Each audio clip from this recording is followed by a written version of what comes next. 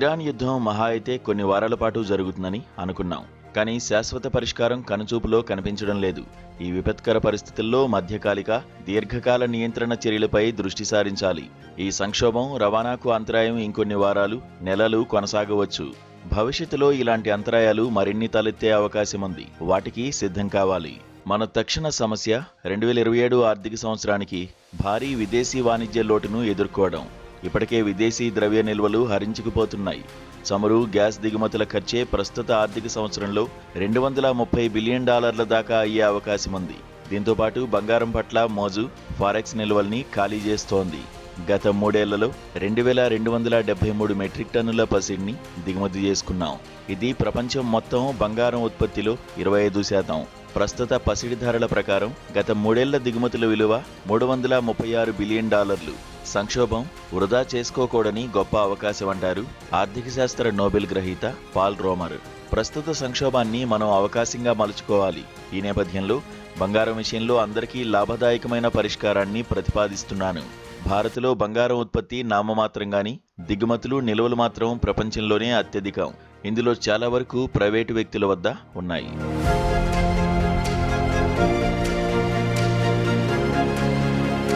Roman సామ్రాజ్యం కాలం నుంచి ఈ సంస్కృతి మన సమాజంలో భాగమైంది. మన దేశం విలాస సరుకుల్ని రోమ్కి భారీగా ఎగుమతి చేసేది.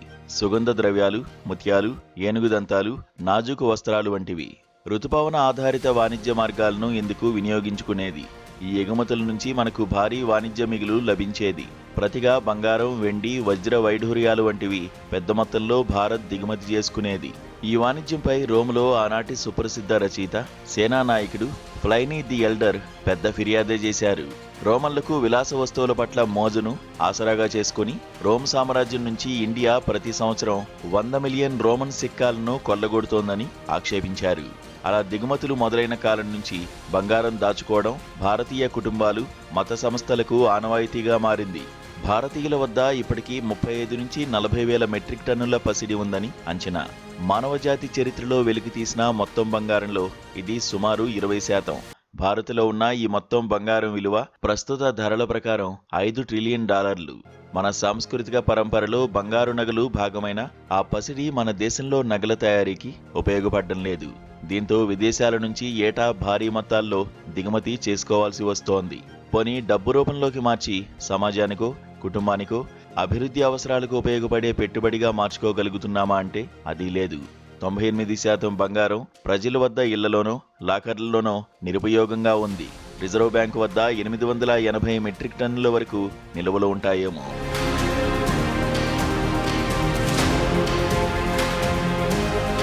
2015లో ప్రవేశపెట్టిన గోల్డ్ మానిటైజేషన్ పథకం కేవలం 37.81 మెట్రిక్ టన్నుల పసిడిని ఉత్పాదక అవసరాలకు మళ్లించింది. అదే ఏడాది తీసుకువచ్చిన సావరిన్ గోల్డ్ బాండ్ 72,000 కోట్ల రూపాయలను మాత్రమే బాండ్లుగా మార్చగలిగింది. సభ్యుల పెట్టుబడి బాండ్ల ద్వారా పోగైన మొత్తం బంగారం సుమారు 147 మెట్రిక్ టన్నులు. ఇప్పుడు బంగారం ధర చుక్కలు తాకడంతో ప్రభుత్వ ఖజానాపై ఆ మేరకు భారం పడుతోంది. ఎస్జీబీ హామీల్ని నెరవేర్చడానికి అంచనాలకు మించి ఎక్కువ మొత్తాల్ని నష్టపోవాల్సి ఉంటుంది.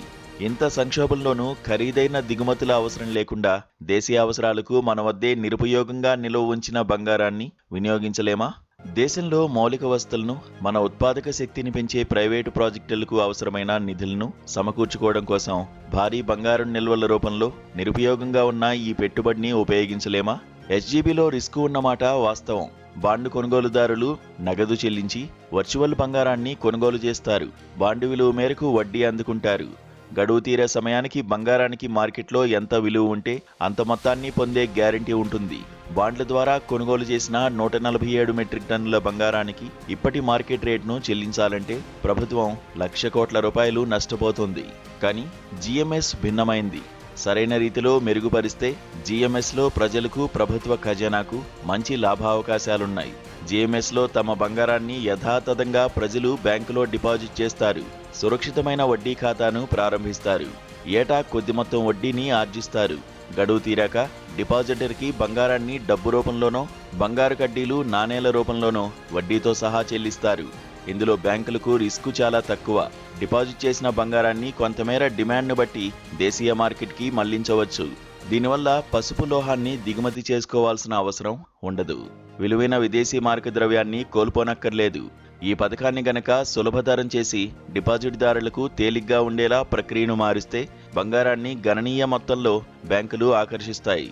ప్రైవేటు పౌరులకు, కుటుంబాలకు దొంగ పోలీస్ తరహా ప్రశ్నలు అడగకుండా ఇళ్లలోని బంగారాన్ని వెల్లడించినందుకు పన్నులు విధించకుండా ఉంటేనే అది సాధ్యమవుతుంది. సంఘటిత నేరముఠాలు అవినీతి సొమ్మును చెలామణిలోకి తెచ్చుకోకుండా జీఎంఎస్లో తగిన జాగ్రత్తల్ని తీసుకోవాలి. సరైన రీతిలో రూపకల్పన అమలు చేస్తే ఇది మంచి ఫలితాలనిచ్చే అవకాశం ఉంది. లావాదేవీలు సాధారణ బ్యాంకింగ్ కలాపాల్లా జరుగుతాయి. వ్యక్తులు, కుటుంబాలు తాము పొదుపు చేసుకున్న డబ్బుని బ్యాంకుల్లో డిపాజిట్ చేస్తుంటాయి. అవసరం ఉన్నవారికి బ్యాంకులు ఆ డబ్బును రుణంగా వడ్డీకి ఇస్తాయి. డిపాజిట్ చేసిన వారు వడ్డీ పొందుతారు. అవసరమైనప్పుడు డిపాజిట్ను ఉపసంహరించుకుంటారు. బంగారాన్ని కూడా మనం అదే రీతిలో చెలామణి చేయవచ్చు. దీనివల్ల పసిడి దిగుమతి భారీగా తగ్గుతుంది. అంతకంటే ముఖ్యం, ఇతర దేశాలనో ద్రవ్య సంస్థలనో దేబిరించాల్సిన అవసరం లేకుండా బంగారం రూపంలో నిరుపయోగంగా ఉన్న అపార పెట్టుబడిని వినియోగంలోకి తేవచ్చు.